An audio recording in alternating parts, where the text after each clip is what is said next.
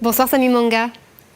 Bonsoir. Merci beaucoup d'être avec nous depuis Berne. Vous êtes artiste, écrivain. Vous signez ce livre, Chocolaté, aux éditions Éco-Société, un roman dans lequel vous dénoncez la misère des cultivateurs de cacao et l'impact environnemental de cette culture, un monde que vous connaissez bien, puisque vous y avez travaillé pendant votre enfance au Cameroun. Samy Manga, on vient d'entendre ce syndicaliste. Est-ce que c'est possible de préserver la forêt, la biodiversité, sans tuer le cacaoculteur ?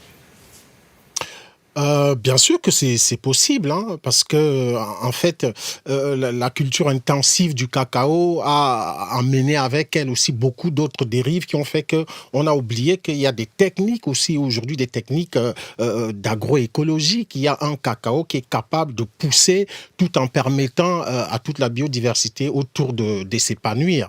Mais c'est des techniques qui ont aujourd'hui qu'on n'a pas voulu assimiler il y a longtemps. Aujourd'hui, ça nous rattrape et c'est ce qu'il faut faire parce que ça traîne la déforestation, la faune, l'empoisonnement des sols, alors qu'on peut tout faire pousser ensemble.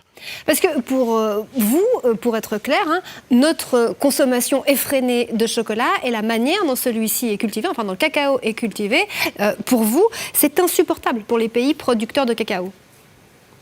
Mais c'est clair parce que j'ai regardé avec vous aussi votre reportage tout à l'heure et c'est exactement ça.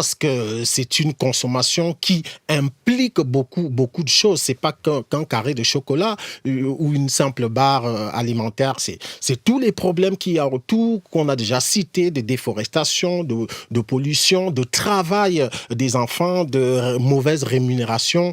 Donc la façon dont on consomme le chocolat en Europe, on s'interroge en tant que cultivateur de cacao, en tant que pays producteur de cette matière première qui ne nous bénéficie pas finalement.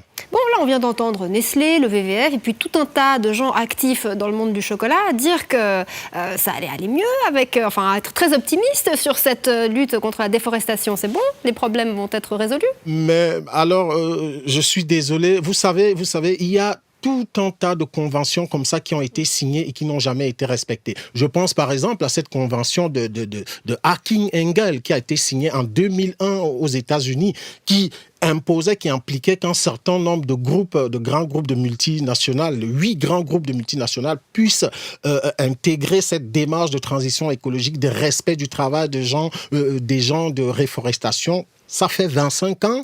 Rien n'a foncièrement changé. On voit les chiffres, on voit comment toutes les dérives progressent. Et aujourd'hui, on vote de nouvelles lois pour refaire ce qu'on a dit vouloir faire il y a 25 ans.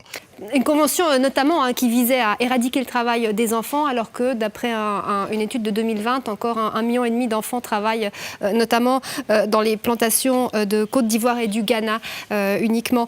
Samy Manga, quel message est-ce que vous adressez aujourd'hui aux Suisses, gros mangeurs de chocolat?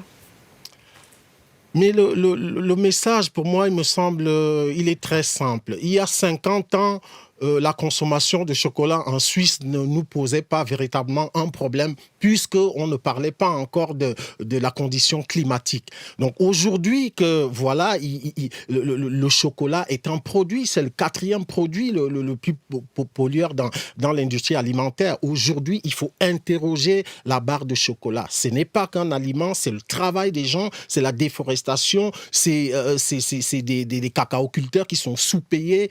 Et ça, il faut véritablement que le consommateur prenne ses responsabilités de savoir qu'est-ce que je mange, comment c'est produit et est-ce que les conditions de fabrication, de production de cet aliment sont respectées, parce que le consommateur, c'est aussi le porte-monnaie des multinationales. Merci beaucoup pour votre regard, Samy Manga. On rappelle votre livre, Chocolaté, aux éditions Éco-Société. Merci et très belle fin de journée à vous. Merci beaucoup. Avant de se quitter, un clin d'œil à notre producteur Malik Mellihi, que vous avez souvent vu sur ce plateau, et qui quitte notre rédaction 14 ans après ses premiers reportages pour À bon entendeur. Merci à lui et tout le meilleur pour la suite.